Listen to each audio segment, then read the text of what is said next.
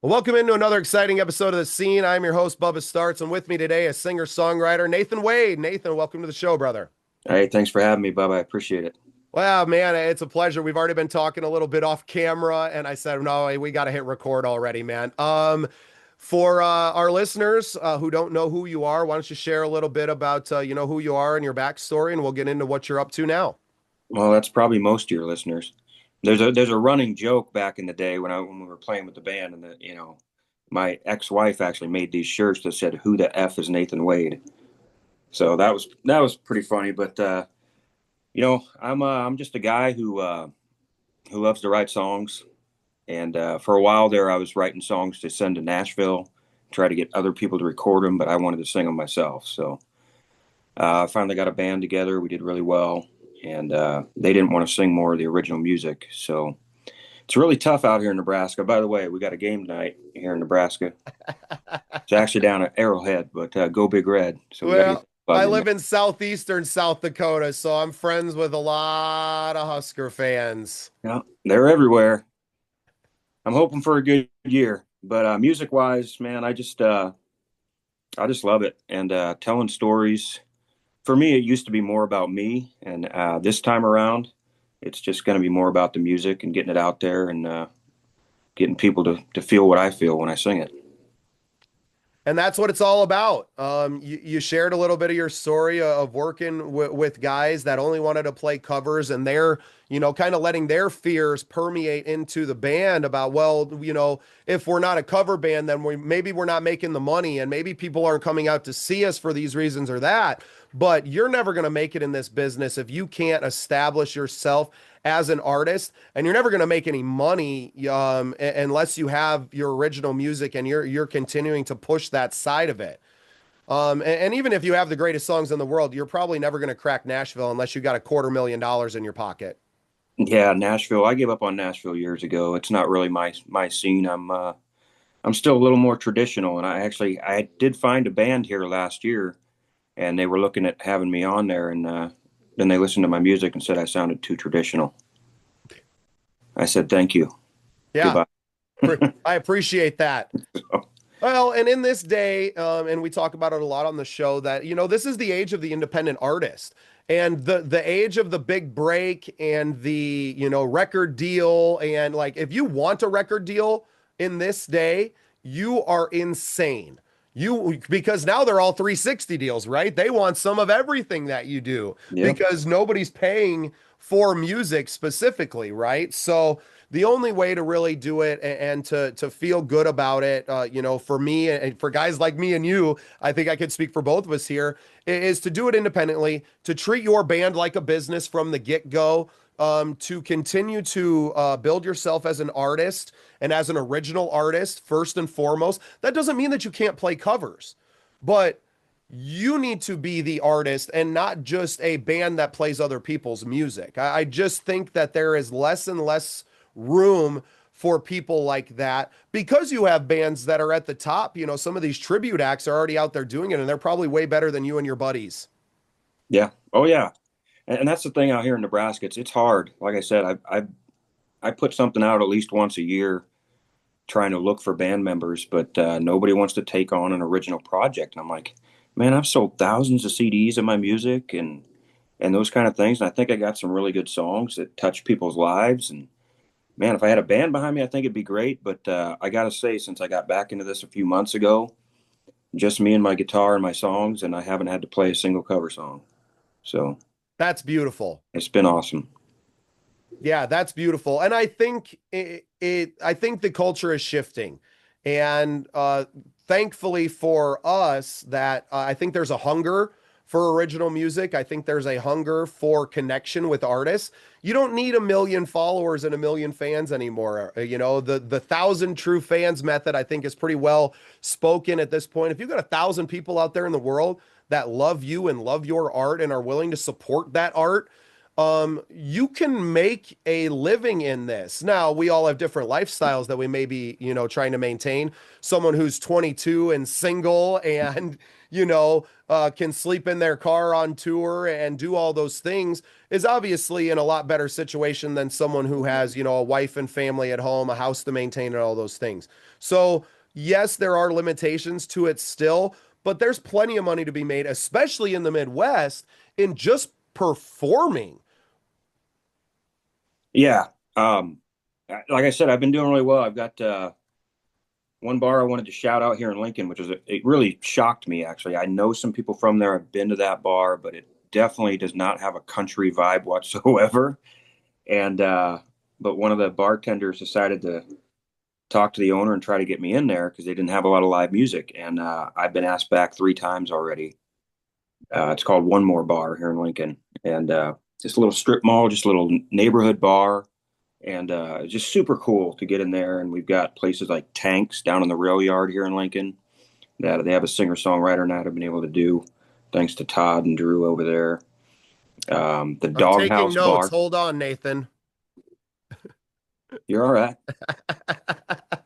Well, I've been trying to crack that little scene down there, man. I mean, obviously, you have, Nebraska is down there, a huge market of young people.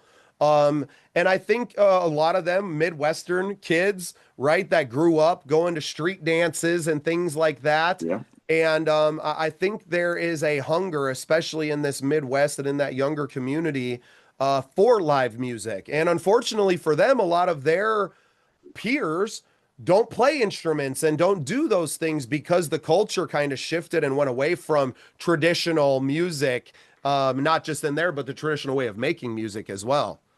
yeah. Anything.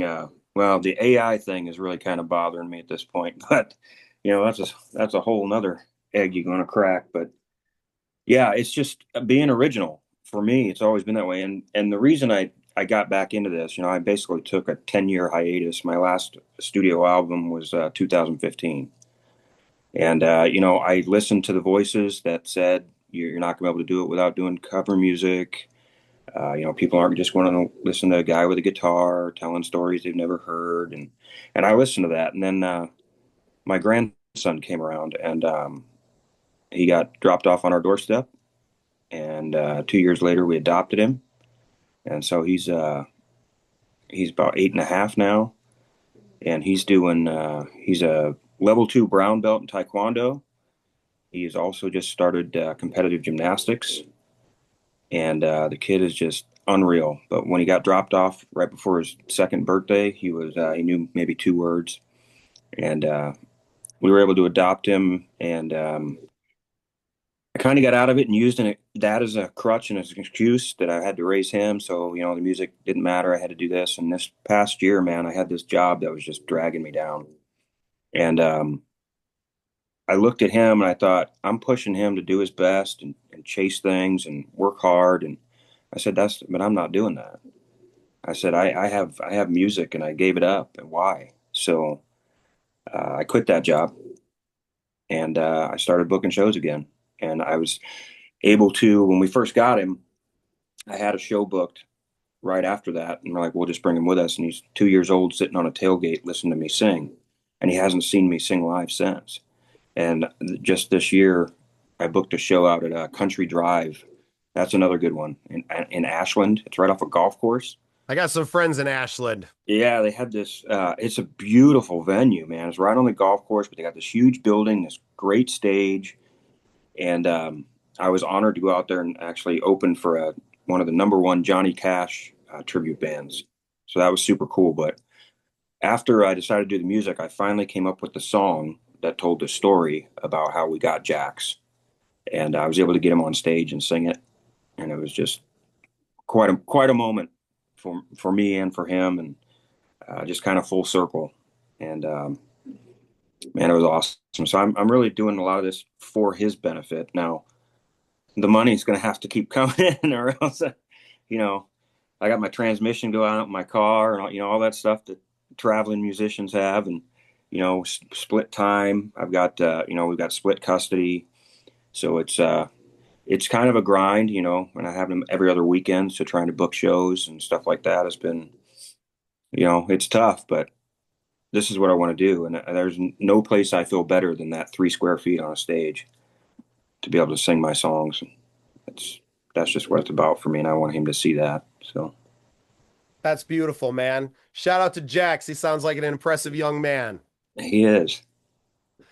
That's our future, right? And exactly what you have done and taken upon yourself is that if we don't live in as example to these young people, and you can talk about it and they find it on the internet, oh, chase your dreams, and you can be anything you want and you can do these. But when you look to your elders and you see them not doing that, it kills the belief in that, right? And similar story, Nathan. I was working in a factory, 18 months ago, welding, hating my life.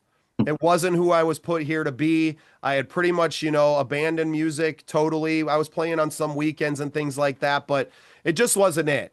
I've been very grateful to not just have music, but now podcasting as well. But that's because I cannonballed into this. And in 18 months, we've built ourselves up to being an award-winning podcast network. We're able to empower other creatives and to bring them onto our network, other creatives like yourself that are being guests, that are raising the platform that they have built and doing this all together. So I'm very grateful, but it would have never happened if I kept giving someone else 50 hours a week of my time. Right. And does it take adjustments of lifestyle? Does it take sacrifices? Yes, of course. But what was I sacrificing to go to that job every single day? All your time, man, your time and your soul. Right. I mean, Pieces of what's it's inside of not you who are it's not who dying. you are. It's when it's just you know, I know you feel it too, but when you're talking about your music and what you create, it's a whole different thing, man.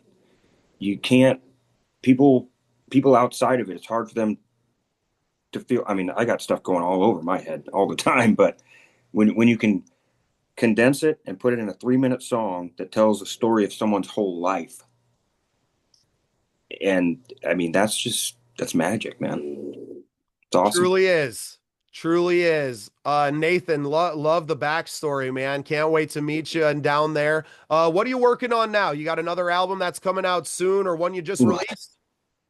Well, like I said, I've been out of the game for 10 years. I don't think anybody even buys CDs anymore. I'd sure love to put one of those out, but I mean, I've got so much music that's not recorded.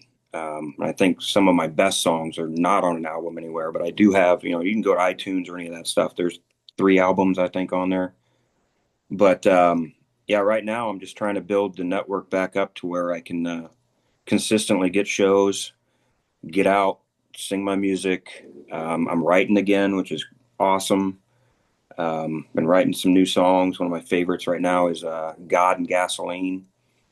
That's a pretty cool song, a little revved up. Get God in there anytime I can. So, um, yeah, if I can get this thing built up, I'd love to put some more music out. Um, Selling T-shirts again. My 10-year anniversary of the What I Love and What I Do album. So I put that T-shirt out again. We're doing that. So just anything I can do to get the music out there. And like I said, my first album was called My Own Name, and it was also my first tattoo. Got a lot of those since, but now it's more about just getting my songs out there. It's not even really about me. It's about other people um, appreciating it, like I do. Amazing, man. Well, I know you got a sleepy Frenchie at your feet. I can hear him Can you hear them? snoozing. Oh yeah. That puts a big smile on my face, man. I'm Oh yeah, such a big dog person. I like cats too, but a squishy faced dog will always have my heart. Nathan Wade, why don't you tell everybody where they can find you online once for me? And yeah, I'll let you get out of here. sure. Basically, I'm just rolling off Facebook right now, so it's just Nathan Wade Country. You can look me up, give that a like, be my friend. Again, you can find my music at Nathan Wade Country on YouTube, iTunes, CD Baby, all that stuff. I've heard Spotify's kind of going out the window, so I actually pulled up a couple of my songs on Spotify the other day, and it was playing the wrong song. I have a lot of my friends who are independent artists who were posting a lot about how they took their albums down out of nowhere because they're saying that they thought it might have been AI generated. and these are like real deal artists, you Oh, know. oh, like the pop music that we're hearing on the It, radio. the Yeah. yeah, it's just terrible. I Yeah. can't Hey, I can't brother. listen to the radio Hey, much, you man. know what? You're on it, man. You are on it. You're doing the right thing. I will tell you right now, people do buy CDs, but it's just different. They're not buying it to consume it. They're buying it because they know that supports an artist. I'm gonna put. I've been working on an album myself of songs that haven't seen the light of day in a decade or more, and I'm thinking about just taking it straight to vinyl, like some of my friends back here behind me have, and That is the new thing, man. We're back to records. well, it's visceral, right? And I think it matters, and I think people understand it. I think they realize that the sound quality is way better. I think we're all sick and tired of renting Just music from generated, Spotify. yeah, Um, generated crap, you know. It's I don't know. For me, like, yeah, I'll sit in a bar. I'm not a guitarist. I say I'm a singer, songwriter, guitar-ish. If I can get enough of the chords together just the right way to play my music, it's like Harlan Howard. It's, three chords and the truth. That's it. well, Nathan Wade, thanks so much for sharing your story with us today, and thanks for being part of the scene. Absolutely, Bubba. I appreciate it, man.